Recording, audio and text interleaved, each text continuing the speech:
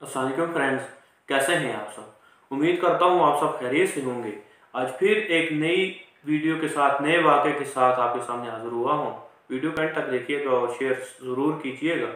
چلیے چلتے ہیں آج کے اسلامی واقعے کی طرف۔ تو آج کا جو میں آپ کے سامنے واقعہ پیش کروں گا وہ حضرت محمد صلی اللہ علیہ وسلم اور ایک منافق کا واقعہ ہے، جس کا تذکرہ سورہ منافقون میں بھی آیا ہے۔ وہ واقعہ کیا ہے کہ حضرت محمد صلی اللہ علیہ وآلہ وسلم کے مدینہ تشریف آوری سے پہلے وہاں پہ ایک بندہ رہتا تھا جس کا نام تھا حضرت عبداللہ بن ابی سلول۔ تو جو اہل مدینہ تھے، جو مدینہ کے راشی تھے، جتنے بھی وہاں پہ قبیلے تھے، اوس اور خزرج جو تھے، وہ اسے اپنا پیشوا مانتے تھے اور اس کی بڑی عزت اور تکریم کیا کرتے تھے، اور اس کی ٹھاٹ باٹ ہی کچھ الگ تھی۔ تو جیسے ہی حضور پاک صلی اللہ علیہ وآلہ وسلم مدینہ ان کی تشریف آوری ہوئی، تو اس کے بعد جیسے جیسے اسلام پھیلتا گیا، ایسے ایسے اس بندے کی جو شان و شوکت یا ٹھاٹ باٹ یا اہمیت یا حیثیت تھی وہ ختم ہو گئی۔ اور اس نے، کیونکہ وہ تھا تو منافق، اس نے دل سے کلمہ تو نہیں پڑھنا تھا، لیکن پھر بھی جو وقت کی ضرورت تھی، کیونکہ اہل مدینہ تقریباً سارے ہی مسلمان ہو چکے تھے، تو اس نے کیا کیا کہ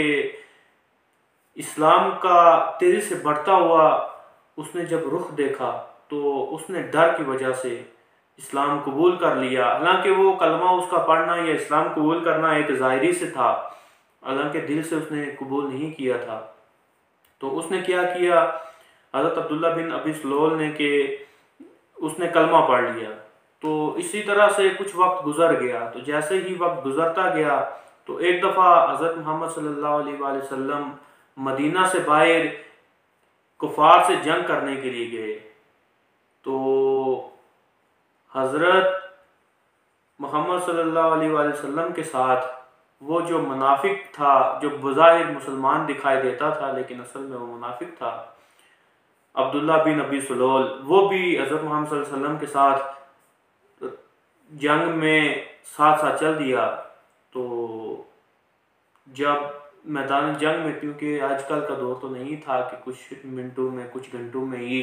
ساری جنگ ختم ہو جائے، اس وقت کئی کئی دن لگا کرتے تھے۔ تو وہاں پہ ایک جگہ پر مسلمانوں نے پڑاؤ کیا، مطلب وہاں پہ رکے رات گزارنے کے لیے۔ تو کیونکہ جو مہاجرین تھے اور جو نصارہ تھے وہ پہلے تو ایک دوسرے کے دشمن ہوا کرتے تھے، کیونکہ جو اہل مدینہ تھے، وہ لوگ جو مدینہ سے باہر کے لوگ آنے والے ہیں، وہ ایک دوسرے کے ساتھ پرانی دشمنی تھی۔ اہل مدینہ کی بھی آپس میں بہت دشمنی ہوا کرتی تھیں اسلام قبول کرنے سے پہلے، لیکن اسلام نے جب جیسے جیسے لوگوں نے اسلام قبول کرنا شروع کیا، ایسے ایسے وہ اپنی پرانی ساری جو عداوتیں تھیں، دشمنی تھی، وہ بھولتے گئے۔ تو مختصراً یہ کہ حضرت عمر فاروق کا ایک غلام پانی لینے کے لیے کنویں میں گیا، تو اتفاقاً ایسا ہوا کہ جو نصارہ میں سے تھے ان کا بھی ایک جو بندہ تھا، تو وہ بھی پانی لینے کے لیے آیا، اور کچھ باتیں کرتے کرتے وہ جو دونوں تھے، حضرت عمر فاروق کا جو غلام تھا اور جو نصارہ میں سے تھا، وہ دونوں آپس میں لڑ پڑے، اور جو وہ لڑائی تھی کچھ زیادہ ہی طول پکڑ گئی، اور حضرت عمر کے غلام نے کچھ اٹھا کر اس جو نصار تھا، جو نصارہ میں سے تھا، اہل مدینہ میں سے تھا، اس کے سر پر دے مارا اور وہ زخمی ہو گیا۔ تو اس پر جو حضرت عبداللہ، حضرت تو نہیں کہہ سکتے، خیر جو عبداللہ منافق تھا، کیونکہ عبداللہ بن ابی سلول جو تھا، اس نے یہ موقع غنیمت سمجھا کہ مسلمانوں میں آپس میں نفاق پیدا کروں اور انہیں آپس میں جھگڑا لوں، تو جو مہاجرین ہیں اور نصارہ ہیں، یہ دونوں اگر آپس میں لڑ جائیں گے تو اسلام کی جو طاقت ہے، جو قوت ہے، وہ ختم ہو جائے گی۔ مسلمان کا گلا کاٹے گا تو ویسے بھی دشمن انہیں مار ہی دیں گے۔ تو اس نے اسی طرح سے جو نصارہ تھے انہیں آواز لگائی کہ دیکھو، اس نے بلکہ بڑے غلط جو الفاظ ہیں وہ بھی استعمال کیے کہ اگر یہ جو مہاجرین تھے نا، میں پہلے ہی کہتا تھا تم سے کہ یہ جو مہاجرین ہیں انہیں نہ کھلاؤ پلاؤ، یہ تمہارے ہی نعوذ باللہ کہ تمہارے ہی ٹکڑوں پر پلے ہیں، تمہارا ہی کھا کر اب دیکھو کہ تمہارا ہی خون بہا رہے ہیں۔ اس پر جو نصارہ تھے، وہ جو اہل مدینہ آپ کہہ سکتے ہیں، وہ سارے لوگ جو تھے مسلمان ہی تھے، مسلمانوں کی جماعت جو تھی وہ اکٹھی ہو گئی۔ تو اس پر عبداللہ بن ابی سلول نے یہ کیا کہ جو مہاجرین میں سے لوگ تھے وہ بھی انہیں بھی اس نے اسی طرح سے آواز لگائی اور وہ بھی جمع کر لیے۔ تو وہ جھگڑا اتنا بڑھ گیا اور اتنا طول پکڑ گیا کہ عنقریب تھا کہ وہ سارے جو مہاجرین تھے اور نصارہ تھے وہ ایک دوسرے کو ماریں اور ایک دوسرے کو زخمی کر دیں۔ تو یہ خبر حضرت محمد صلی اللہ علیہ وسلم کے پاس ایک صحابی نے پہنچائی کہ معاملہ یہ ہو گیا ہے اور اتنا طول پکڑ چکا ہے کہ دونوں جو مسلمان بھائیوں کی جو دونوں جماعتیں ہیں وہ آپس میں لڑنے والی ہیں، دوسرے کو مارنے مرانے پر تل چکی ہیں۔ تو اس پر حضرت محمد صلی اللہ علیہ وسلم نے سختی سے اس چیز کو ناپسند فرمایا، اور جب وہ ان کے پاس آئے تو ان سے کہا کہ بڑا افسوس کی بات ہے کہ تم لوگ ابھی تک وہ جاہلانہ سوچ ہی سوچتے ہو۔ تو اس پر ہے حضرت محمد صلی اللہ علیہ وسلم نے آپس میں ان سب مسلمان بھائیوں کی صلح کروائی، اور لیکن اس کے بعد بھی جو عبداللہ بن ابی سلول تھا وہ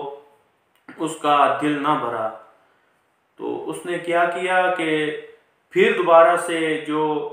نصارہ میں سے تھے، جو اہل مدینہ میں سے تھے، ان لوگوں کو پھر بھڑکانا شروع کر دیا، اور اسی طرح سے جب مہاجرین کے پاس آتا تو انہیں بھی بھڑکاتا۔ تو جب وہ نصارہ میں سے لوگوں کو جو بھڑکا رہا تھا، اہل مدینہ میں سے لوگوں کو، تو انہیں کہہ رہا تھا کہ میں پہلے بھی تم لوگوں سے کہتا تھا کہ ان مہاجرین یہ جو باہر سے لوگ آئے ہیں انہیں نہ کھلاؤ پلاؤ، اب دیکھو تمہارا ہی کھا کر، نعوذ باللہ کہ تمہارا ہی کھا کر تمہارے اوپر ہی حملہ کا آور ہو رہے ہیں اور تمہیں زخمی کر رہے ہیں۔ تو یہ باتیں حضرت زید بھی سن رہے تھے، تو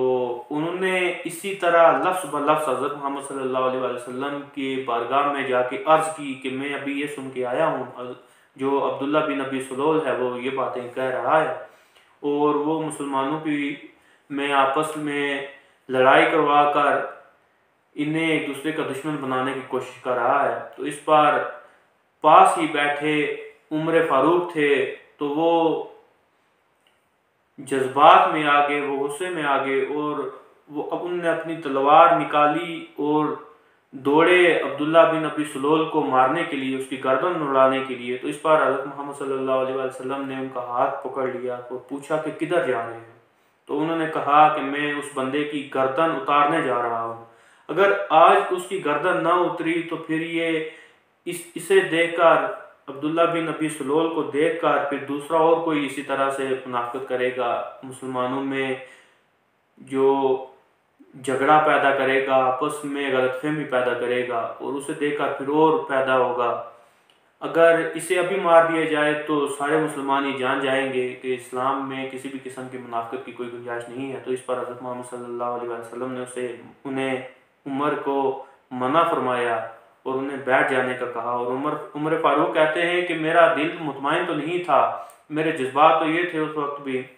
حالانکہ میں حضرت محمد صلی اللہ علیہ وسلم کے کہنے پہ بیٹھ تو گیا، لیکن اس کے باوجود بھی میرے یہ جذبات نہیں تھے، میں کہہ رہا تھا کہ کب مجھے اجازت ملے اور میں جا کر اس کی گردن اتار دوں۔ تو مختصراً یہ کہ اس کے بعد پھر جب وہ جنگ ساری ختم ہوئی اور حضرت محمد صلی اللہ علیہ وسلم دوبارہ مدینہ آنے لگے، لیکن عبداللہ بن ابی سلول نے یہ بھی کہا تھا کہ جو اہل مدینہ تھے، جو مسلمان ہوئے تھے، کہ جب ہم واپس مدینہ جائیں گے جنگ کے بعد تو وہاں پر جو عزت والے لوگ ہیں، مطلب جو نصارہ ہیں وہ عزت والے لوگ ہیں، اہل مدینہ جو ہیں عزت والے لوگ ہیں، اور جو مہاجرین ہیں نعوذ باللہ کہ ان کی کوئی حیثیت نہیں، انہیں ہم مار بھگائیں گے۔ تو یہ بات